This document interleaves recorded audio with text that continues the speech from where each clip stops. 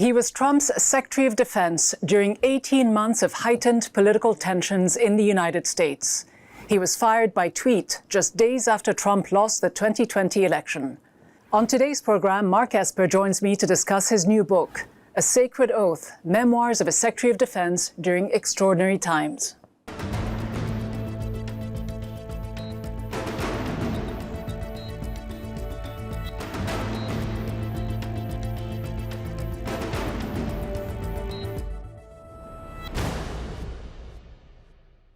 Hello, I'm Ghida Fakhry. Welcome to this week's Inside America from our new studio in Washington, D.C. Now, just a few blocks away from here at 1600 Pennsylvania Avenue is the White House, where successive American presidents have sat down behind the resolute desk in the Oval Office, wrestling with questions of war and peace and national security. It is where they've held countless meetings with their top political and military advisors in times of crises, both foreign and domestic. It is also where, in early June 2020, the President of the United States suggested the U.S. military shoot Americans protesting against police brutality just across from the White House in the aftermath of George Floyd's murder in Minneapolis a week earlier. Then Secretary of Defense Mark Esper, a member of the Republican Party, born in Pennsylvania, and whose paternal grandfather's family had emigrated to the United States from Lebanon at the turn of the century, recounts that meeting with Trump in the Oval Office in his new memoirs. His tenure, which started in July 2019, ended abruptly a few days after Trump lost the November 2020 election with a single presidential tweet announcing, quote, that Mark Esper has been terminated. This followed several months of growing tensions between the president and his defense secretary. On June 3, 2020, at the Pentagon, Esper made this statement. The option to use active duty forces in a law enforcement role should only be used as a matter of last resort and only in the most urgent and dire of situations. We are not in one of those situations now. I do not support invoking the Insurrection Act. Publicly disagreeing with Trump, Mark Esper writes in his memoir, quote, the last sentence would be the focus of Trump's wrath. Former Defense Secretary Mark Esper joins me now. Secretary Esper, it's a pleasure to have you on the program. In fact, you're the first guest in our new studio. Welcome. Well, thank you. It's great to be here. You're now mostly known as Trump's second defense secretary. You stayed in the job for a tumultuous 18 months, which you recount in your new book, A Sacred Oath, Memoirs of a Secretary of Defense During Extraordinary Times.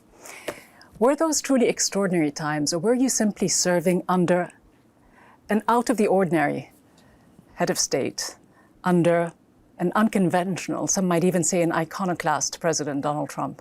Yeah, well, it's a good question, and I think the short answer is both, right? So yes, Donald Trump was very unconventional in terms of his style and how he operated, and I'd go into great detail about that. But you know, I also had to serve during a period when we were facing off against the Chinese in the Indo-Pacific. We still were facing down ISIS in the Middle East.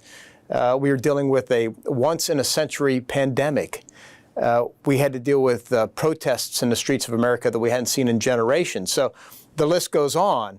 And, you know, the times were also extraordinary in their own way, and the Trump presidency made it even more challenging on top of that. Certainly there were a lot of challenges, as you say.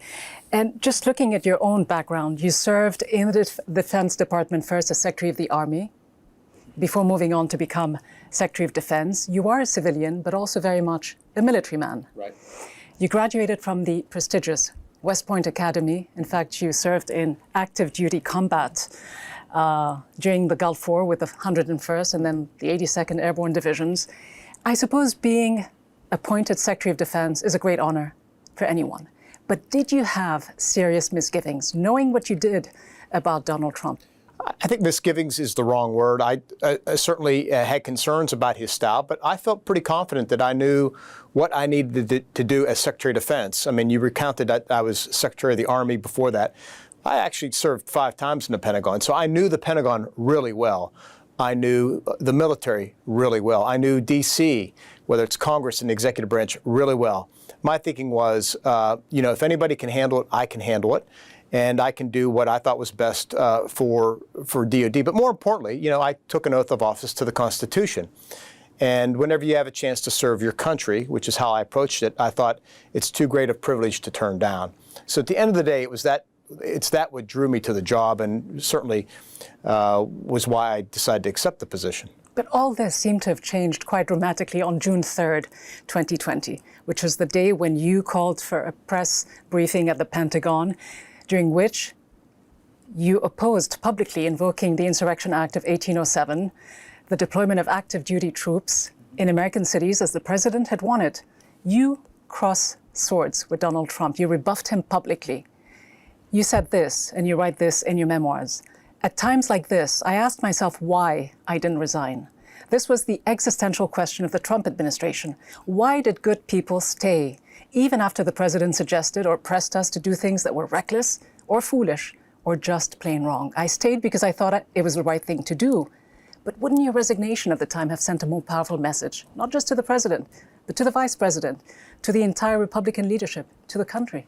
Well, I'll answer your question, but let me go back a step. You said, it changed on June 3rd. Actually didn't change on June 3rd. The divisions, the break between us began very early on, and I talk about that in my memoir. Within the first few weeks, when we talk about, or he brings up, withdrawing forces from Korea, and it grows over time. It breaks into the open on June 3rd. That's the difference, as I describe it in my memoir, that it finally kind of reaches its point. And why is that? Because of the extraordinary nature of a request to deploy active duty troops into the streets of America and then suggest that maybe they shoot the protesters. For me, that was a really hard red line that I was not about to cross. That is what I talk about when I say, why not resign? Look, I'm not going to resign. But shouldn't have that made you more than just think about resigning, possibly even resigning? You heard the president tell you and General Milley, the chairman of the Joint Chiefs of Staff, quote, what you just said, can't you just shoot them? Just shoot them in the legs or something, about fellow Americans who were protesting just outside the White House. Didn't this warrant a resignation? No, and I'll tell you why. Not that I didn't consider it, and as you read through the book, you'll see I go back and forth on this constantly. I reach out to my predecessors, both Republicans and Democrats alike, looking for counsel and guidance and different ways to think about it. But at the end of the day, I looked at it this way. There are only two people in the United States that can deploy U.S. military forces, the President of the United States and the Secretary of Defense. I was in an extraordinary position with a lot of power, and I knew that if I were there, I was confident that I would do the right thing. And I go back, as I recount in the memoir, that there were times prior to that, when I talked about the break being before then, where the president suggested, shooting missiles into Mexico, or it was suggested by a member of his staff that we send 250,000 troops to the border, or it was suggested that we attack Venezuela. My logic was this: if I wasn't there to say no, who would have been there? I had no confidence that Trump wouldn't put in a real yes man, and so my logic was, stay there, do the right thing, advance the important things we were trying to do at the Pentagon to reform the military, modernize it, prepare it for the threat of China, but at the same time, stop bad stuff from happening. And as you'll see, as you read, in the fall of 20, more ideas come up. My game plan had been get to the election. But when you took your oath of office, a sacred oath is what you called it, it was to defend the United States from enemies, both domestic and foreign. Many would suggest that the commander-in-chief at the time, Donald Trump, seemingly looked like he could be a risk to national security. Some might even argue that he was a risk to U.S. democracy itself. So why should good people leave? That's my But shouldn't good people say that this president is, as you say, unhinged, unfit for office? You say at times he couldn't think straight. Yeah, so that's when you want good people in office. You want people who will do the right thing. You don't want yes men in the office when you have that type of commander-in-chief, because that's what you get after November 9th. That's what you get. That's why you get an insurrection on Capitol Hill on January 6th. Precisely. And you have a commander-in-chief who has his fingers on the nuclear button. In fact, the then Speaker of the House, Nancy Pelosi, asked General Milley point blank, what do we do if President Trump orders a nuclear strike? Mm-hmm. They had serious reservations. So did many Democrats and others. Didn't you share those reservations? No. I think that's a little exaggerated. Look, my biggest concern going into the fall of 2020 prior to the election was that depending on the outcome of the election, whether Trump won or Trump lost, that you could have protests in the streets one way or the other, and he would order the military to intercede in a way that I thought I might think would be inappropriate to the task. In fact, I spoke to my commanders about it. But are you saying that General Milley and Speaker Pelosi were both overly paranoid? Well, I wasn't. I'm just talking about where I was there. Maybe they saw something different in January of 2021, but where I last stood. You were Secretary of Defense. Well, wait. Let's. These are. I know, but let's go back to when I was in office. Remember, I left. I was fired on November 9th.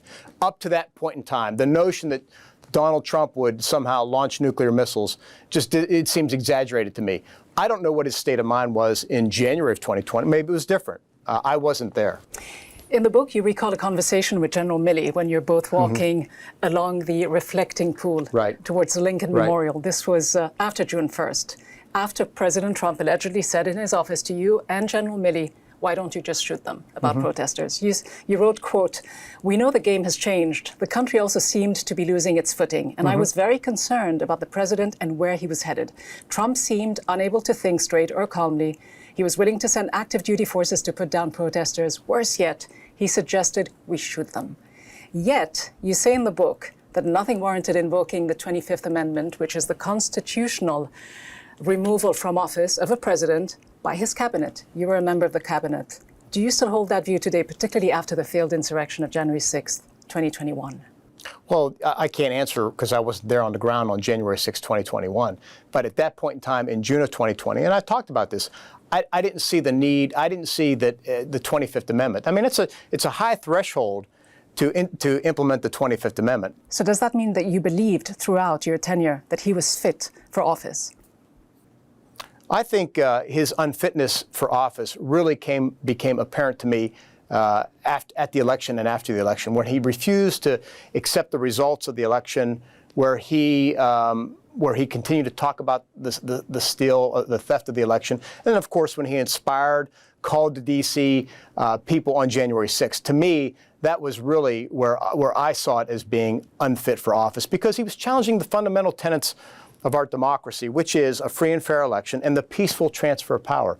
That is really the big threshold for me. Look, presidents do stuff all the time that the American people, you, I, disagree with, may or not disagree with, but those aren't necessarily grounds for impeachment. But this isn't just unusual things. You say that the attack on the Capitol was, quote, Trump-inspired. But was it much more than that? How personally responsible do you hold the former president for the events of that day? Well, I do. I hold him personally responsible because it began with him challenging the election results, right? It continued with him, through December, challenging them more directly, talking about the election being stolen. And then, of course, he riles up the crowd on the morning of January 6th and talks about, you got to take action in your own hands, or whatever words he used. So, yeah. So it was more than Trump-inspired? Oh, absolutely. Absolutely. What words would you use to describe it today? Well, I don't know what words here on the spot, what verb I'll pick, but certainly I hold him responsible for it, largely. What would have happened, and I know this is a hypothetical, but what would have happened if the president at the time would have ordered some type of nuclear strike or even military action? What would you have done as Secretary of Defense? Well, I talk about this a little bit in the book, that if there was something happened that I felt was really had gone too far, I would have stopped things from happening. And first of all, my first obligation is, well, again, the orders run from the president through the Secretary of Defense. So it stops. I can stop it right there. And then, but he's the commander-in-chief. That's right. But there's a chain of command. You don't get to leap the chain of command. I would go talk to the president face to face and understand what's going on, because the president at times, depending on who he was getting information from, you could change his mind. But let's discuss some of the serious policy decisions that were taken by Trump. Did you support his decision to pull troops out of Afghanistan and to sign an agreement on the 29th of February 2020 with the, quote, Islamic Emirate of Afghanistan? In other words, with the Taliban essentially handing the keys of Afghanistan to them. You write that you thought at the time as Defense Secretary that it wasn't, quote, a great deal, but a good enough deal. Do you still believe this today? I think it was a good enough deal if we made the Taliban live up to their end of the bargain. I was very clear, both privately with the president, with Secretary Pompeo, and publicly, that it had to be conditions-based. In other words, if we lived up to our end of the deal, they had to live up to their end of the deal. Because look, I had been in one way, shape, or form watching this war for 20-some years. We had surged over 100,000 troops. It was not going to be, it was not going to end militarily. There had to be a political agreement. And my view was, make them live up to that agreement. So But was that ever going to happen? Because it seemed from the outside like a classic cut and run situation for the United States. You got to tell the rest of the story, right? So the rest of the story is, in the fall of 2020, Trump announces he wants to withdraw U.S. troops from Afghanistan by Christmas, I think is what he says. And so at that time, I call in my commanders, I call in my civilian aides, assistants, and I outline this in the book, and I say, I want your recommendation. I said, I know where my head is, but what do you think? And to a person, they say, no, we should not withdraw from Afghanistan precipitously. Rather, we should make them live up to their end of the deal. And so I write a classified memo to Trump saying this, and this ends up becoming, as some would tell me privately, another reason why he would fire me, because I did not think we should precipitously withdraw from Afghanistan in 2020. The U.S. negotiated the deal behind the back of the Ashraf Ghani government at the time, just as Kissinger did for Vietnam. Again, I think you're overstating behind the back. But these are the facts, though. They were not part of the negotiations, Secretary Esper. Well, being not part of the negotiations is different than behind the back. It doesn't mean that Ghani wasn't informed all along the way. Let's be clear. Right, but informed is one thing, and being consulted is quite another. Well, that's now you're changing verbs again. You can't keep painting the story to suit your question because you're saying that they were completely cut out. That's not the case. They were informed. The military was informed. Okay. We all knew what was going on, right? So the fact that the deal was initially cut with the Taliban, and then an agreement was cut with the Ghani government, and then as the peace deal was engineered, the two sides were going to get together. And as you recall, they did get together to discuss hostages. So I think we should be more precise in terms of the verbs we're using here. Okay, well, we can disagree on the semantics, but looking at the end result, though, Secretary Esper. Yeah, the facts are the facts. The facts are the facts, indeed. The president said he wanted, quote, the complete withdrawal of U.S. troops from South Korea. You described these ideas as outlandish. Was it more than that, though? Well, outlandish is the word that I chose at the time. I always thought it would harm our nation's security. It would probably destabilize Northeast Asia. So, yeah. Did it show a lack of basic understanding of these questions? I mean, what would have happened if the Japanese, the South Koreans, the North Koreans got wind of these ideas, do you think? Well, Trump, I think it was known that Trump was unhappy with, the large troop presence in South Korea. That was not an unknown thing, that he didn't support that view, right? Same thing with Europe, right? It was clear, he'd been very clear about the German position when it came to NATO and his views on NATO. You also write that the president said, shut down the embassies in Africa. Again, quite remarkable. He wanted you to pull all military and diplomatic personnel out of Africa. And he said it repeatedly, you write, so it wasn't a joke.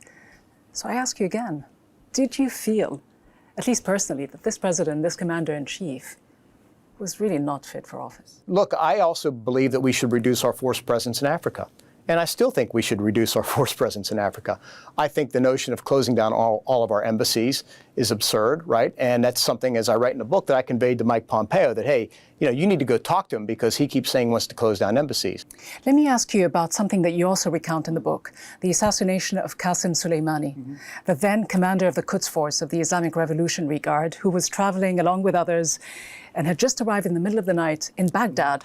How do you justify, because you did say that the word justice passed through your mind after the operation was carried out, how do you justify the assassination of a foreign military officer by drone strike in the dead of night in a third country, Iraq, and call it justice? Well, Iraq was a battleground. But it's a sovereign state. Wait a second. There's a lot of sovereign states out there, right?